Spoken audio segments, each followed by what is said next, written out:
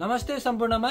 यही आउँदै गरेको 2, 3, 4 तारिक जनवरीको बेलामा घुम्ती सेवा पोल्यान्डमा आउँदै हुनुहुन्छ र त्यसको लागि चाहिँ हामीले कसरी एप्लाई गर्ने र फर्महरू कसरी भर्ने भन्ने कुराहरुमा चाहिँ तपाईहरुलाई देखाउँदै छौं।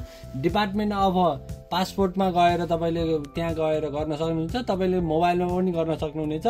यहाँ एप्लाई फर द पासपोर्ट राजधानीको लागि पहिलो चोटी बनाउनको लागि लस भएको रिन्यू गर्ने र बिग्रेकोहरू यहाँनेरि छ। हामीले प्राय जसो रिन्यू गर्नेमा हुन्छ होला र त्यस्तै गरेर यहाँनेरि तपाईले 34 पेजमा पर्छ प्रोसेस गर्नु, एग्री गर्नु। त्यसपछि यहाँनेरि हामीले नेपाल नराख्ने, अदरलाई राख्ने र यहाँनेरि चाहिँ बर्लिङलाई चुज गर्नुपर्ने हुन्छ। एनई बर्लिङ भनेर यहाँनेरि तपाईले 12 र 13 तारिकमा गर्दाखेरि हुन्छ र यहाँनेरि डेटहरू पाउनुहुन्छ। तपाईले जुनसुकै डेट लिँदाखेरि पनि केही फरक पर्दैन। र त्यसपछि यहाँनेरि TGQ9F ल यसरी जानु होला र त्यसरी गइसकेपछि अर्को प्यानल खुल्छ र त्यो प्यानलमा चाहिँ तपाईको डिटेलहरु छ।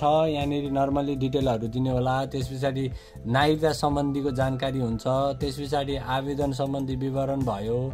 त्यसपछि अब तपाईले सम्पर्क कसको लागि राख्ने भन्ने कुराहरु हुन्छ हैन। अनि राजधानीको लागि जारी हाल राजधानीको तपाईको डिटेलहरु चाहियो।